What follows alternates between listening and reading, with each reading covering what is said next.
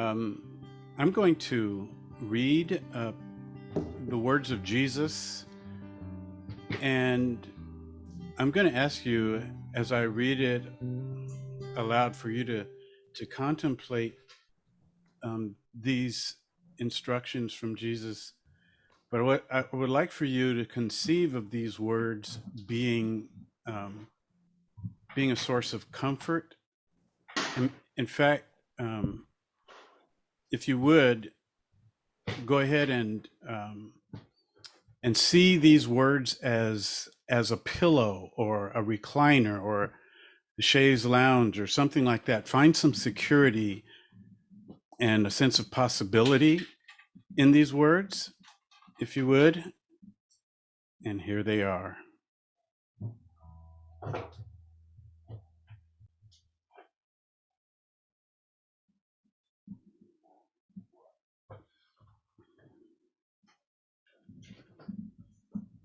But I say to you who hear, love your enemies, do good to those who hate you, bless those who curse you, pray for those who abuse you.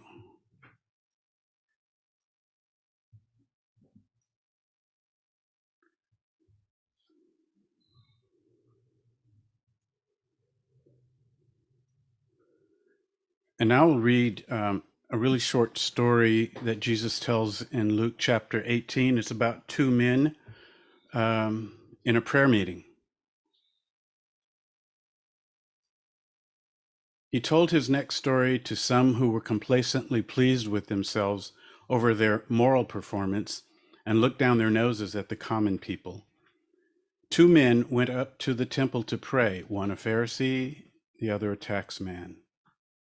The Pharisee posed and prayed like this: "O God, I thank you that I am not like other people, robbers, crooks, adulterers, or, heaven forbid, like this tax man.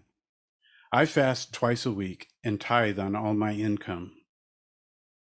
Meanwhile, the tax man, slumped in the shadows, his face in his hands, not daring to look up, said, "God, give mercy, forgive me, a sinner."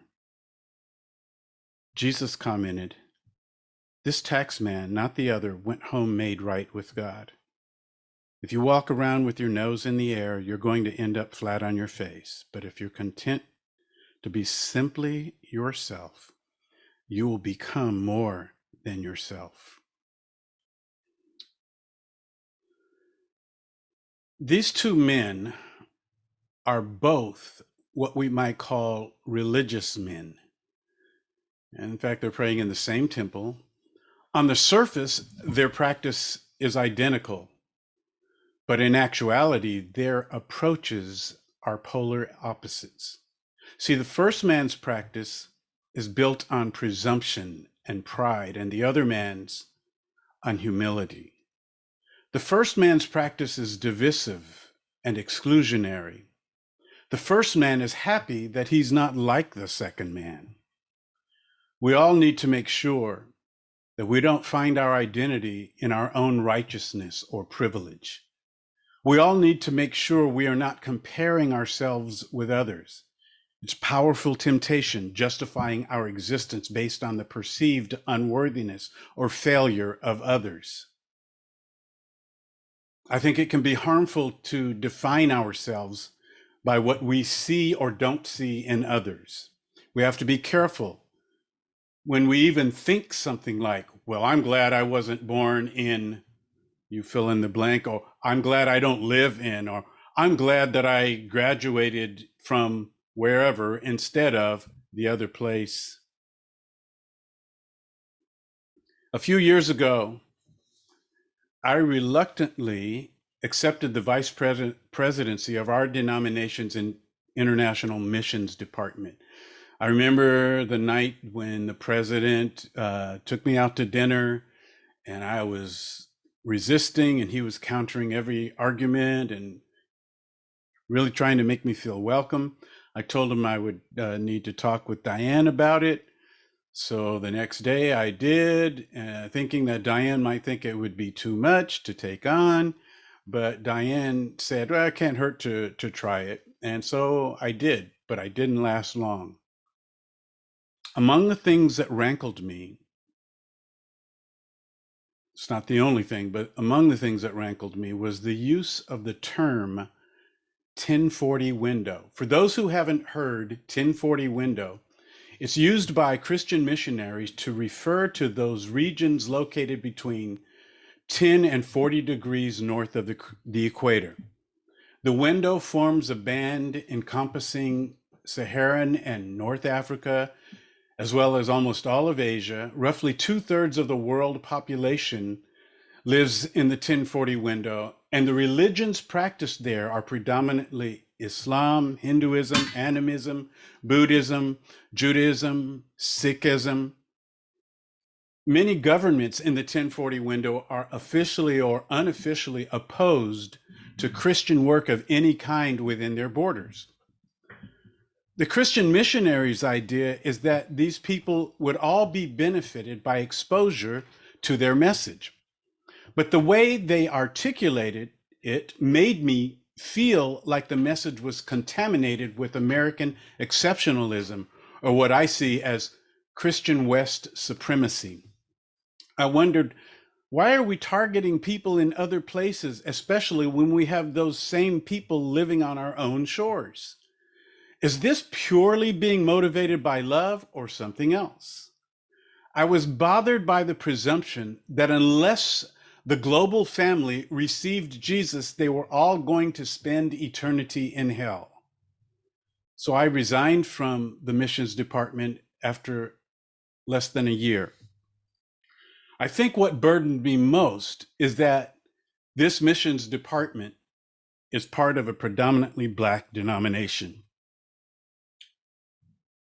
In my book, Making America Great Again, which a lot of you have read, and I thank you, in the book, I share an experience when, as a newcomer to Santa Barbara over 3 decades ago, I visited the campus of a large church in town. And I saw posted in the windows posters with children, kids from Uganda, Tanzania, the Congo, et cetera, kids that the church was helping.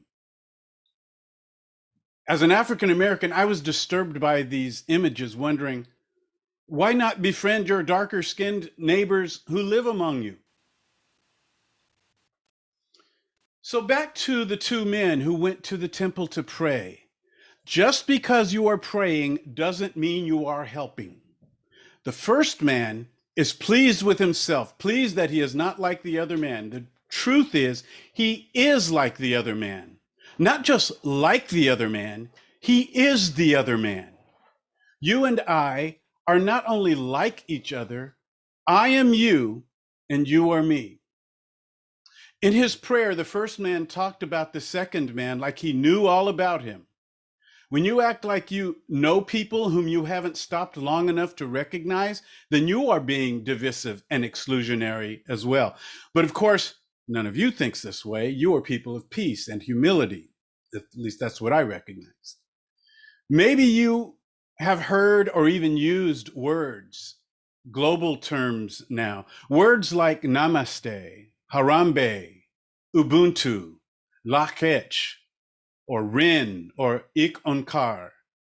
The Sanskrit word namaste is a gesture where the soul in one person acknowledges their soul in another.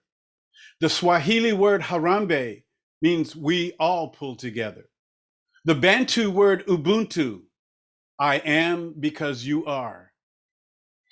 The Mayan word lakech, you are my other me.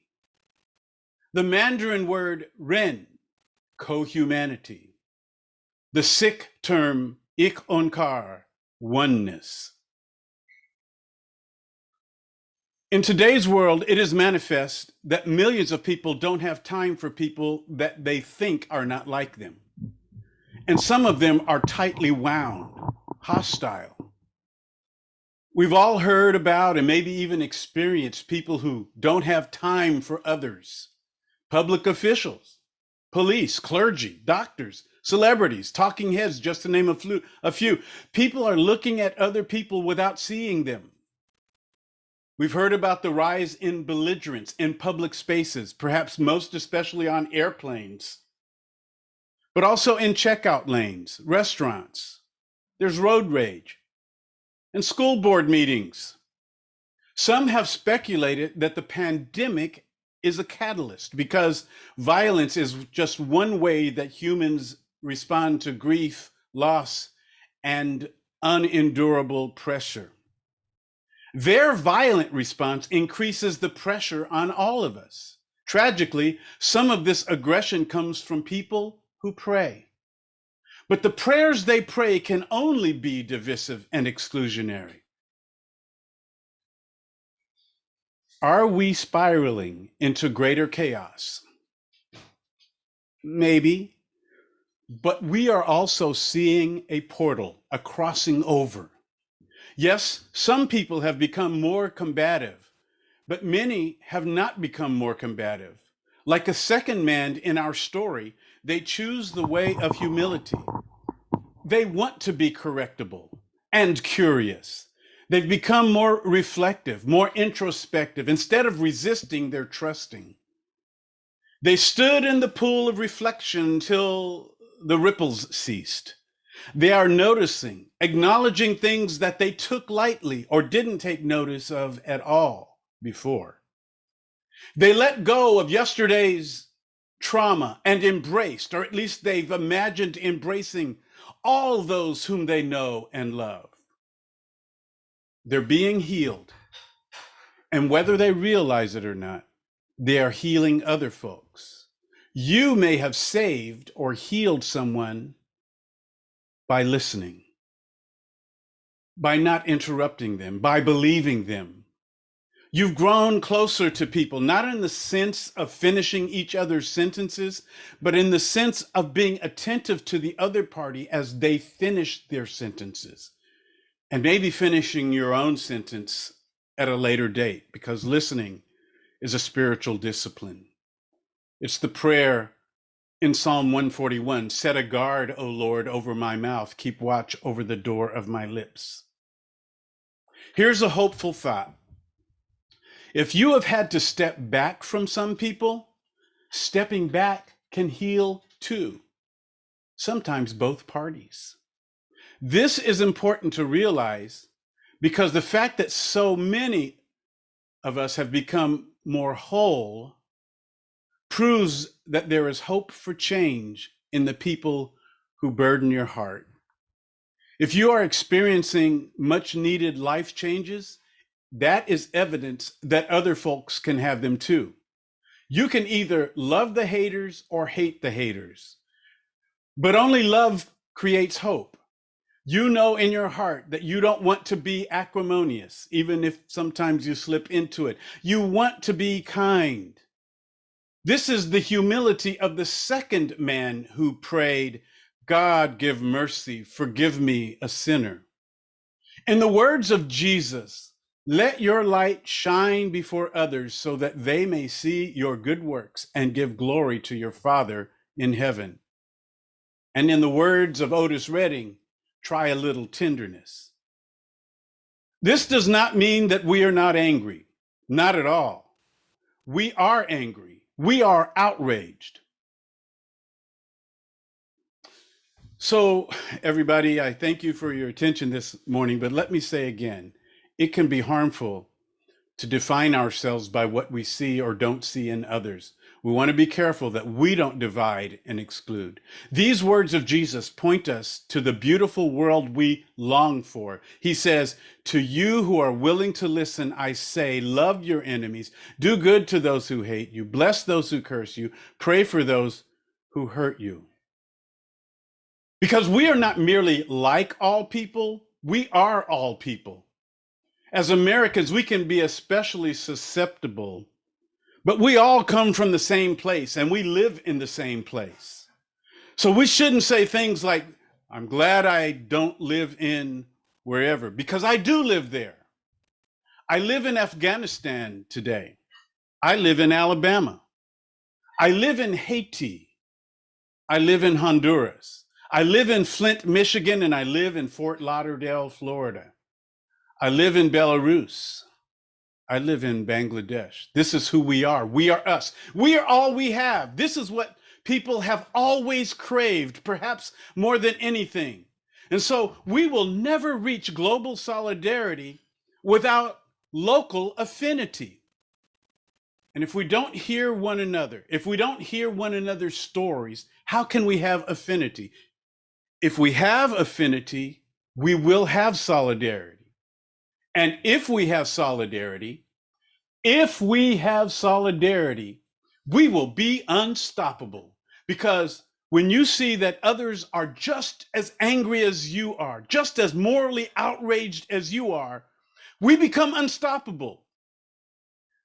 You who attend these Sunday communions, you are outraged. And one of the reasons you tune in is so that we can feed off of one another's anger. You need to be reminded that you are not the only one who feels that way. You need to know that you're not being irrational or unreasonable. To achieve solidarity, we need affinity. To reach affinity, we need each other's stories. What's going to hold us together on the days we really need hope? Never underestimate the power of common memories. Are we praying for the stories of our sisters and brothers? In other words, are we fighting for them? Do they know that we're pulling for them? Yes, we are. In fact, we are finding affinity with people around the country and beyond. Through webinars and blogs and books and social media and journals and platforms like Zoom, we are relating with other people who confidently hope and press for amazing outcomes, demanding amazing outcomes. Everyone wants amazing outcomes, and we know that amazing outcomes are possible because each of us already has amazing stories behind us. We are worth us. The world is worth our effort. So I'll finish with this quote from Catholic theologian Ronald Rolheiser. God still loves this world and smiles upon it, as does a mother upon her child. Let's pray. I hear you, O Creator, and I will love my enemies. I will do good to those who hate me. I will bless those who curse me. I will pray for those who abuse me. We will not look down our noses at anyone. We will not denigrate those beings, your creation, because we need mercy. We need forgiveness. Amen. And I want to pray one more time, but I'm going to ask you to echo wherever you are. You don't have to be mic'd, but just follow this cadence and repeat aloud. I hear you, O Creator, and I will love my enemies. I will do good to those who hate me and bless those who curse me. And I will pray for those who abuse me. I will not look down my nose at anyone. I will not denigrate these beings, your creation, because I need mercy. I need forgiveness. Amen.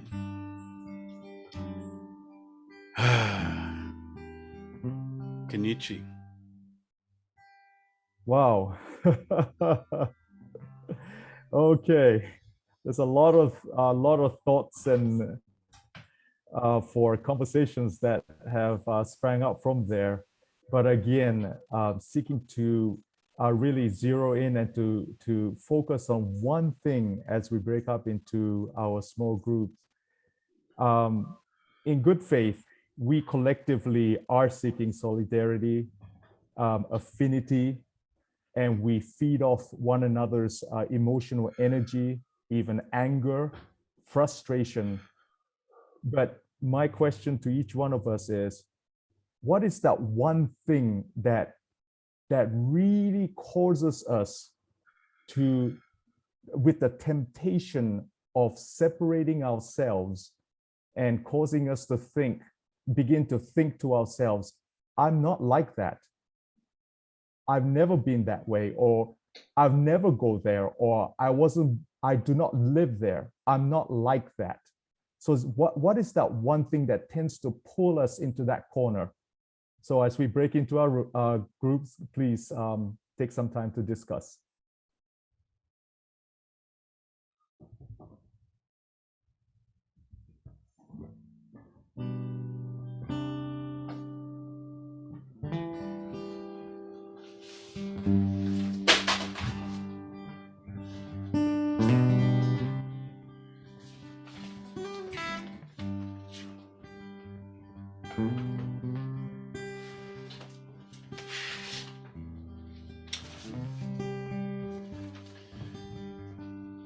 Even when the rain falls, even when the flood starts rising, even when the storm comes, I am washed by the water. Even when the rain falls, even when the flood starts rising, even when the storm comes, I am washed by the water. Even if the earth crumbles under my feet, even if the ones I love turn around and crucify me, I won't ever, ever let you down. I won't fall, I won't fall, I won't fall as long as you're around me. 'Cause even when the rain falls, even when the floods are rising, even when the storm comes, I am washed by the water. Even when the rain falls, even when the flood starts rising, even when the storm comes, I am washed by the water. Even if the earth crumbles under my feet, even if the ones I love turn around and crucify me, I won't ever, ever let you down. I won't fall, I won't fall, I won't fall as long as you're around me.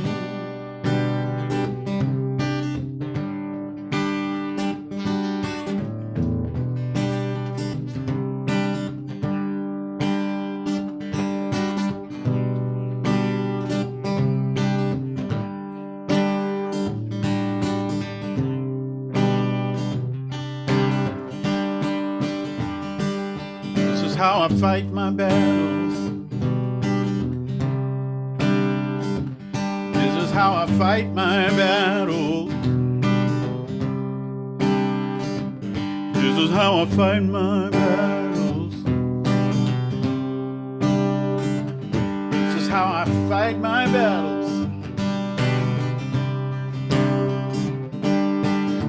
It may look like I'm surrounded, but I'm surrounded by you. It may look like I'm surrounded, but I'm surrounded by you. It may look like I'm surrounded, but I'm surrounded by you. This is how I fight my battles. This is how I fight my battles. This is how I fight my battles.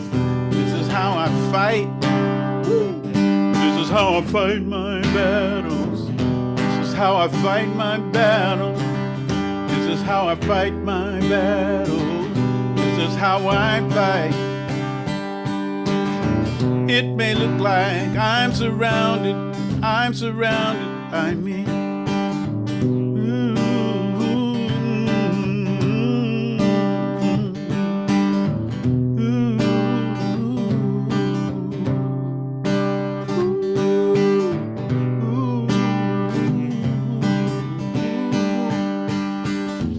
How I fight my battles. This is how I fight my battles. This is how I fight my battles. It may look like I'm surrounded, but I'm surrounded by you. It may look like I'm surrounded, but I'm surrounded by you. It may look like I'm surrounded, but I'm surrounded by you. This is how I fight. This is how I fight. This is how I fight. This is how I fight. This is how I fight my battles. This is how I fight my battles. This is how I fight my battles. Come on. It may look like I'm surrounded, but I'm surrounded by you. Ooh. Yes, sir. It may look like I'm surrounded, but I'm surrounded by you. Mm-hmm. It may look like I'm surrounded, but I'm surrounded by you. This is how I fight my battles. This is how I fight. Woo. My battles. This is how I fight. Come on. Tell us. Tell us. It may look like I'm surrounded, but I'm surrounded by you. It may look like I'm surrounded, but I'm surrounded by you. This is how I fight my battles. This is how I fight my battles. This is how I fight my battles. This is how I fight. Yeah. All right, everybody. Yes, sir. Yes, sir. Well, it seems like well, I don't see Kenichi, but what?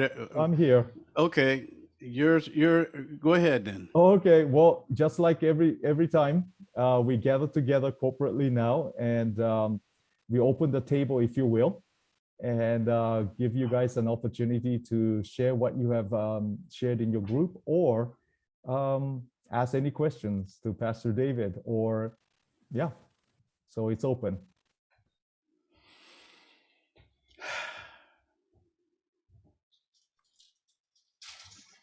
Pastor Moore, can I just say, I like being the intro guy to get the party started, but that was fire. What you just said, that was fire. I'm in recovery, and one of the most important lessons to learn is to not do the other man's inventory, but to do my own. And that's where the healing happens. That's where you mature. And the message you shared sounded like Christianity becoming mature. Wow. Where we become one with the other religions and realize we're all unique, but we're all children of God, and we respect one another and worry more about how we keep ourselves, in aligned with God. So huge. Thank you. Wow, I've never thought of it that way. Christianity becoming mature.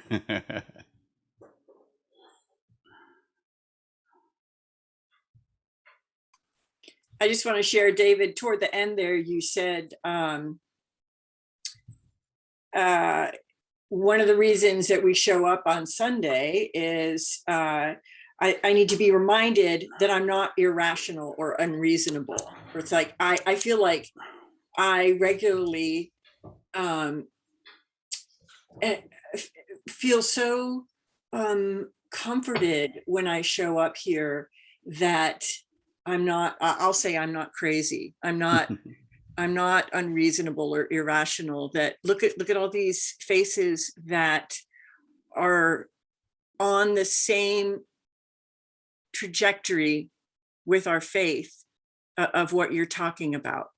And to me, that is so, yes, I have work to do. I'm not there, but it is so comforting to be with you all and feel like, okay, this is what Jesus is talking about. This is where I want to go. This is what, thank you all for having that mindset or that openness to discuss and think about Christianity becoming mature, Clint. Right on. I'm glad you said that, Ruth, because I was going to say it helps me see that I'm not crazy. I used irrational, but that's what I was thinking. That's what I was thinking.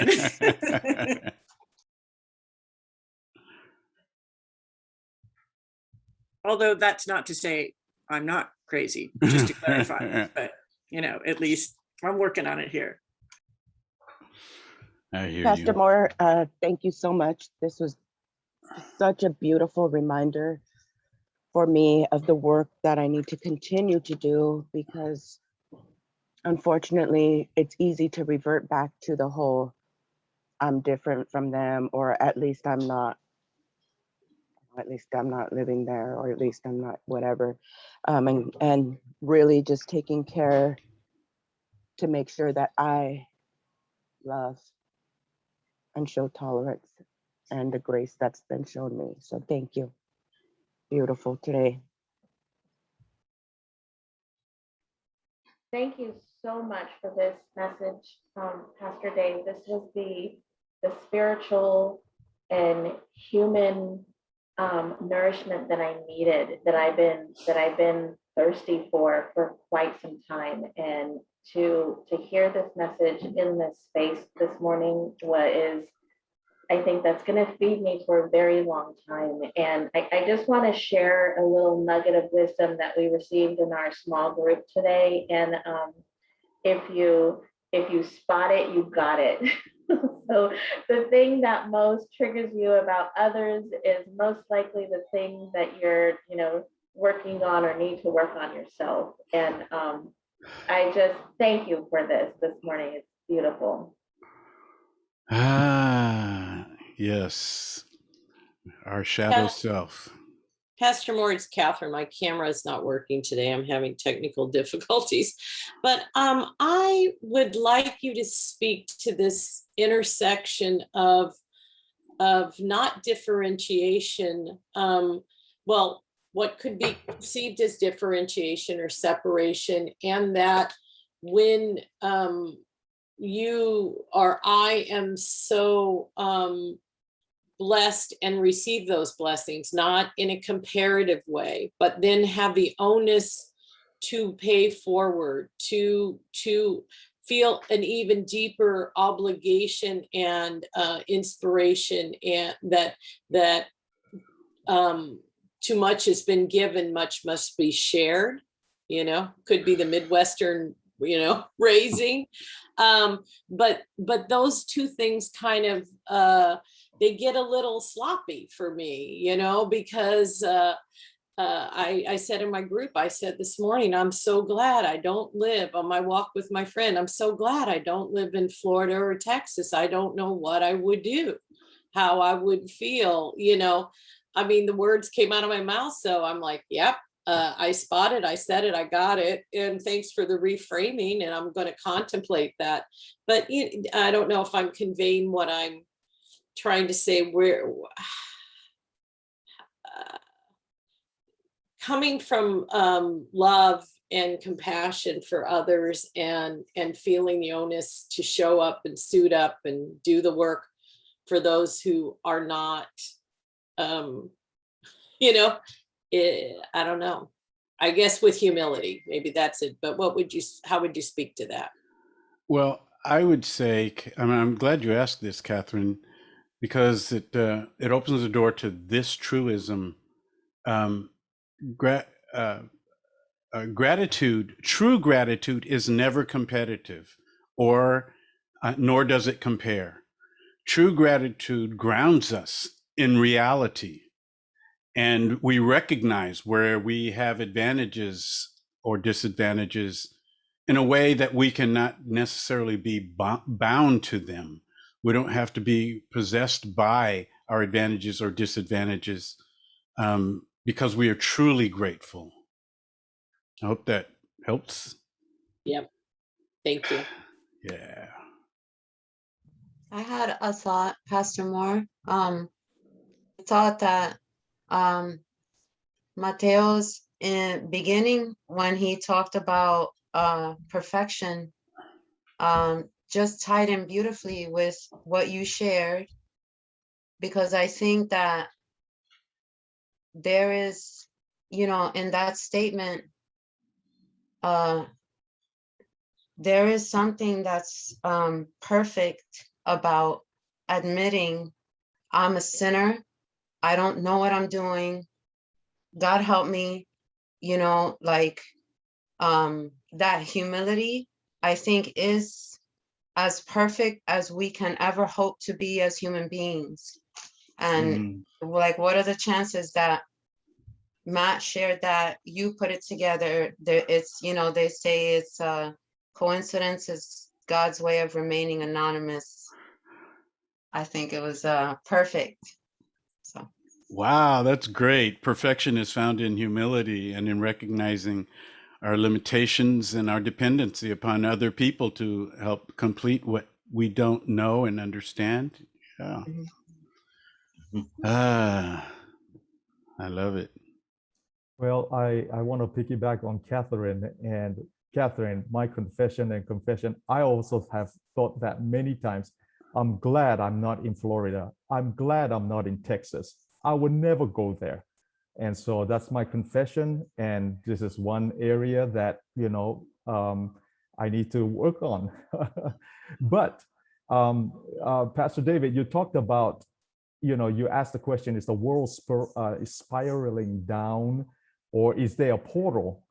And as soon as you said that, I recall our conversation on Friday when Sahar brought up the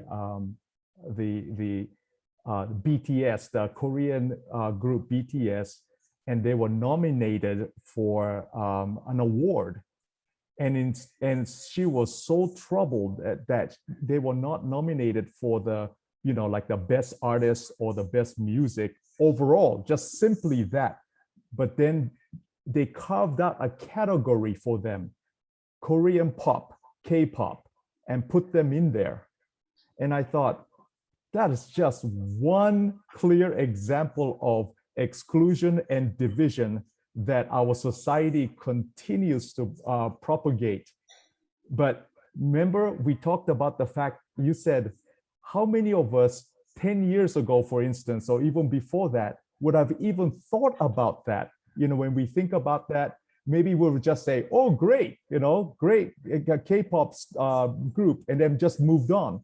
But our consciousness have evolved to the point that we pause now and say, wait a minute, there's something wrong here. And so I think we individually and collectively, as we submit to the work of the divine, if you will, are forming that portal, if you will, the image and likeness of the divine. So we are becoming that portal to this world. Ah, yes. Thank you. That's refreshing that we are one another, and we're in denial if we reject that and we try to, separate and divide and exclude unnecessarily, unconsciously. But also, as you mentioned, this is inspiring. This is very hopeful for us because, as you said, we're noticing things perhaps we would not have noticed, a decade ago or beyond. We may have noticed, just glimpses, but now we are paying attention. And this is a beautiful thing. This is our entryway into a more beautiful way of being and greater society. Yeah. Redemption happens.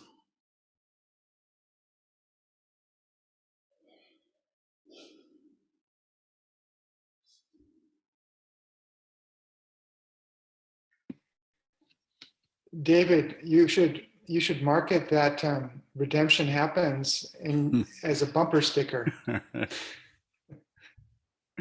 We just said that over here.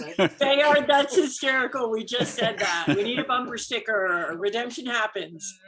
We got to market, David. Let's we got already some pre-buyers, pre-orders in store. I love it. Sorry to go to capitalism so quick, but if you're taking orders, I loved your global solidarity begins with local affinity. That'd be good to be behind in traffic. And that's the portal. portal is in knowing one another's stories, and locally. Yeah, we move into something universal with that. And I think that message is a beautiful complement to last week's message of, learning and befriending folks from other countries, folks that would maybe be as an enemy, and, bringing that closer to home, learning about befriending,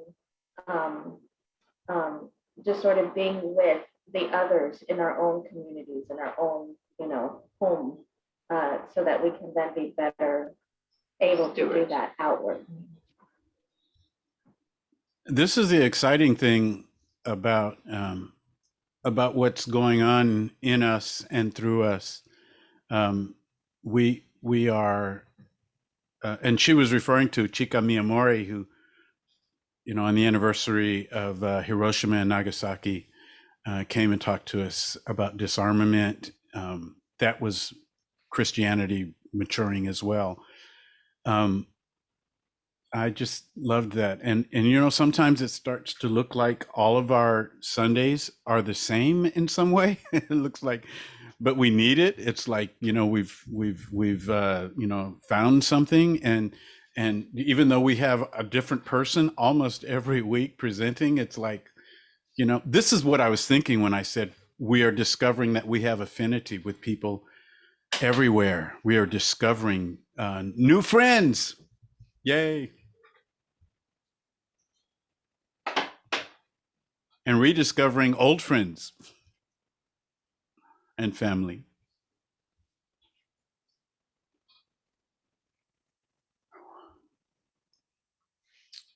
Well, let's go ahead. There was it's painful though to go through this process, because when you start opening yourself up like this, the people who ostracize you are the people that used to be your community. And so it's painful. Yeah. You thought you were friends. But you couldn't you couldn't stay there. Yeah. Well, I think it's important that you do stay there. Like that quote at the beginning, if you want to have peace, talk to your enemies. And that is an uncomfortable place to be, and a sometimes maddening place to be. But I think it's important that we do stick around to maybe build those bridges eventually. They may not happen right away, but I think eventually some eyes do get opened. Yeah. I think what they're alluding to, though, is the reference to the ways of Western Christian supremacy, and this idea of the missionary story that Pastor told about. You're not going to continue to participate in that way of domination and colonization. So we need to have the boundaries at some point. And so we can be in conversation, but not in participation. That's true, but also when you bring it home to your local community, there's a lot of animosity and a lot of fence building that goes on your street. Well, yes, and just to add to that, we need to remember that oppressed people are never obligated to empathize with their oppressors, and and all of us we are in relationships with people where more fruit is manifested when we step away from each other. And that might be for a season, or it just might be the way it's going to be.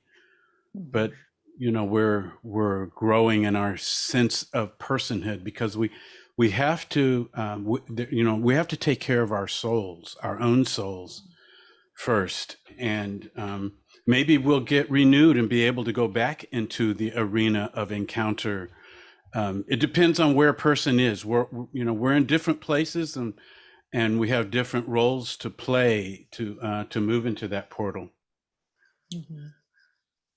So, my friends, I'm going to ask you to join me in communion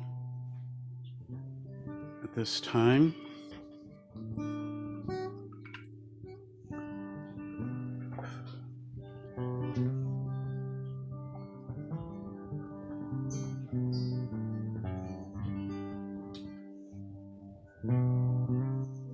I hear you, O Creator, and I will love my enemies. I will do good to those who hate me and bless those who curse me. I will pray for those who abuse me. I will not look down my nose at anyone.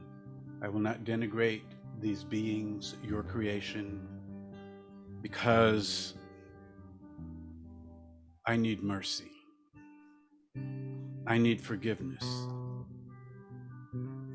And when I come to the reminder of your gift to us, being executed, put down by the powers, rejected by the state, deemed expendable, it reminds us that when we identify with you, we identify with all the expendable people, wherever they may be. And we're surrounded with crises. And it's not just that Haitians are dealing with the aftermath of a severe earthquake. We are Haitians. It's not just that Afghanistan is being taken over by a totalitarian religious movement, the Taliban. We are in Afghanistan, and we are troubled.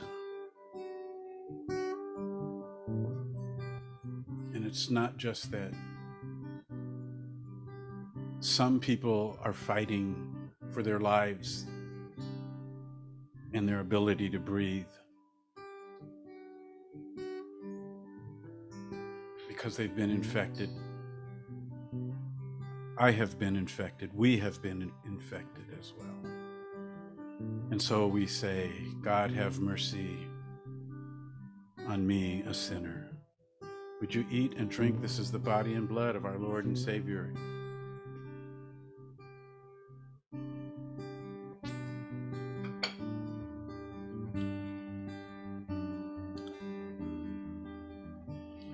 Well, thank you everybody for being here. Especially if you're not a regular, you're welcome to come back. If it's your first time, like Connor, please.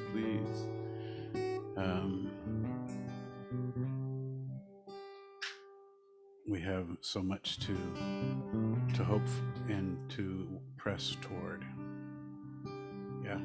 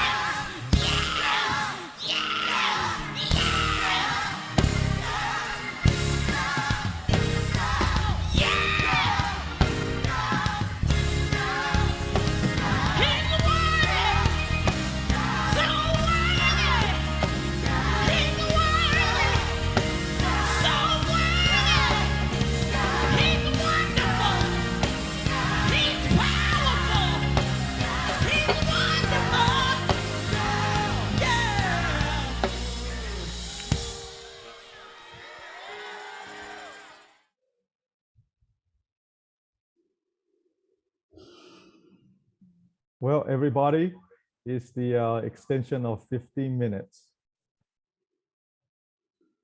Well, actually, we only have 10 minutes.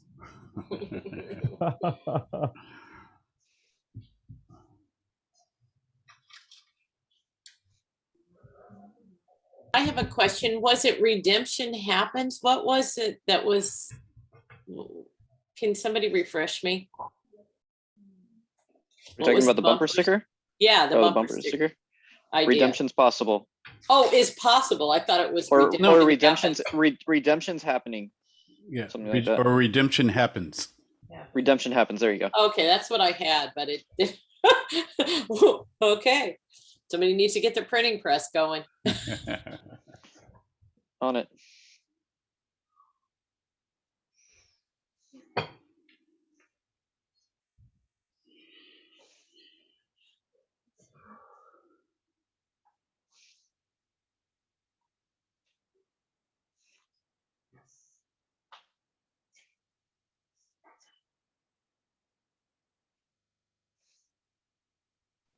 I wanted to, this came up when you started singing, you know, that battle song for me. And kind of brought together what Matt was saying and that community reading, kind of like, how do we not fit into the, you know, I think that's the challenge right now, that COVID kind of gave some of us space to think, rethink, and how do we not enter into that, you know, work defines us kind of mentality, and listening, how does that play a part? And it just reminded me of a conversation that we were having over this with the Quaker friends, that when we were talking about Jesus walking on the water, Jesus was spending his time listening to God. And the disciples were out in the lake struggling, trying to get across the lake. And after listening to God, Jesus just decided to walk on the water. You know what I'm saying? It was kind of like, well, I need to get across the lake. So the fastest way to do that is to walk on the water. And the disciples were struggling, like they couldn't get across because they were caught up in the storm, right? And their own sense of survival. And as Jesus listened, he was able to know that, you know, actually it wasn't the struggle, you know, it wasn't a struggle, that he could just accomplish this goal by walking across the water. I don't know. It sort of came together for me. I don't know if that makes sense to anybody else.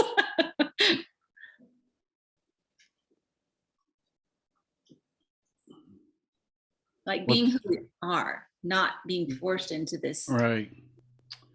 To the first part of what you were saying, I think that everybody here could provide a true but different answer.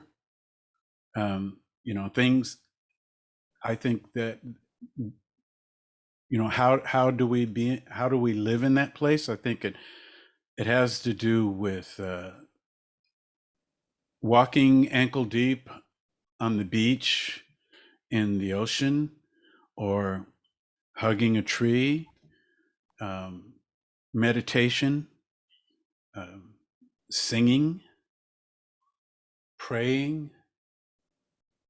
I mean, there's a pretty long list of practices that we can do to interrupt the demands on our minds, the activity and the pressure that's on us. We can step into the hub of the wheel. So while the wheel is spinning, we can, you know, be still and just take in everything and know what to do with it.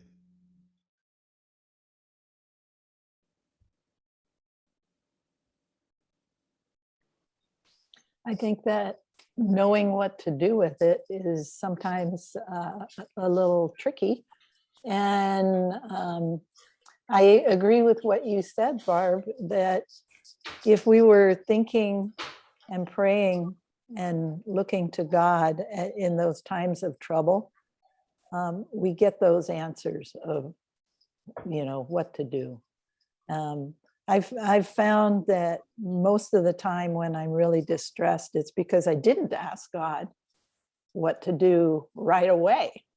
I didn't even think about it until I was like super desperate. But he never doesn't answer that prayer. He always answers it.